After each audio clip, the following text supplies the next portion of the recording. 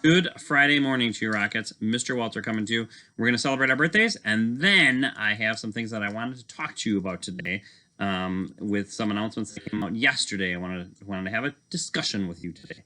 Actually, it's not really a discussion because that's more of a two-way thing, so it's going to be a one-way discussion. But first, birthdays.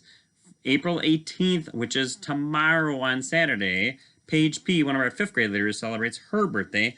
On Sunday, we have a bunch of birthdays to celebrate. In third grade, Elijah C. celebrates his birthday, as well as one of our fifth grade leaders, Ben S., Helena T., another one of our third grade friends, and Ava T., one of our fourth grade friends, celebrates her birthday. So Ava, Helena, Ben, Elijah, and Paige, take the weekend off for your birthday. Compliments of me. Happy birthday. Students, don't forget today is our supply pickup. It is a pickup only. So your parents can drive through our parking lot anytime from 11 to 1 today or from 3 to 4:30 and pick up your next round of learning materials for virtual learning that is going to continue to be going on. And that is what I wanted to talk to you about this morning, my friends. So let's be honest. I know that at this time, your parents have probably talked to you, maybe even your teachers at this point, to say that the state of Wisconsin has issued that or extended the Safer at Home order till May 26th, and actually Governor Evers yesterday said that schools would be closed the rest of the year. And I'm going to be honest with you, it sucks and it stinks. And those are my first emotions, and I'm just being very honest with you. I was getting texts from teachers yesterday, not saying, what are we going to do now? Or what does this mean for us? The texts from teachers that I was getting were saying, I feel so bad for kids, and I just want to see our students. And that is the honest to goodness truth. We miss you, and we want to see you, and this stinks. I know right now you're thinking about, well, what about all the things on my desk?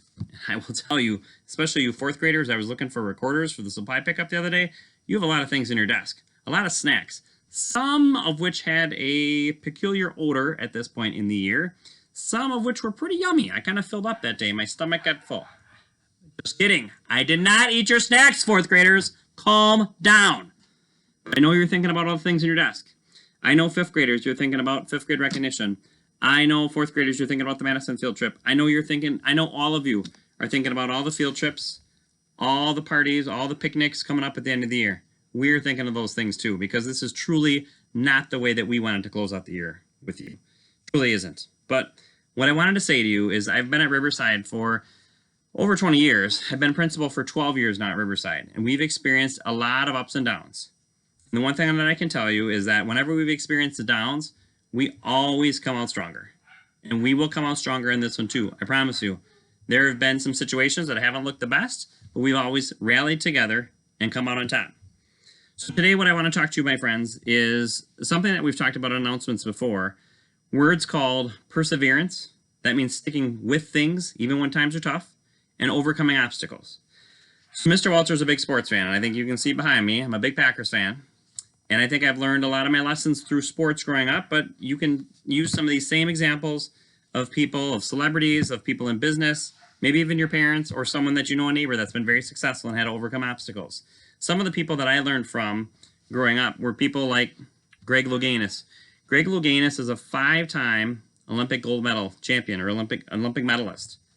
He was adopted. He was teased in school because of his skin color. He stuttered. He hit his head on the diving board during the Olympic trials, during the preliminaries. He went on to win the medal. Dan Jansen. Dan Jansen was an Olympic speed skater, actually grew up in Wisconsin. He fell down at the Olympics when he was speed skating. This was hours after he learned that his sister passed away. He came back years later and won an Olympic gold medal. Michael Jordan. Surely you've heard of him. I know many of you wear his shoes. He was cut from his high school basketball team. That's right, he was cut because his coach said he wasn't good enough. You think that coach is coaching anymore? Those are just some small examples, boys and girls, of just athletes that have went on to do bigger and better things, that have overcome obstacles because they've encountered difficulties, even more difficult things than us. So I know the Safer at Home order, and I know the school closing the rest of the year. I know it stinks, and I said that at the beginning. But we're going to get through this. We will. I told you that weeks ago, and I'm going to say it again. We will get through this. I'm not a big Kelly Clarkson fan, but you've heard the song, "What Doesn't Kill Us Makes Us Stronger." And I believe this will make us stronger. This is all for the greater good, my friends. There are people out there much smarter than me saying that it's not safe right now to be in school. We need to keep doing the things that we've talked about on Wellness Wednesdays. Keep washing our hands, keep social distancing, keep doing all those things.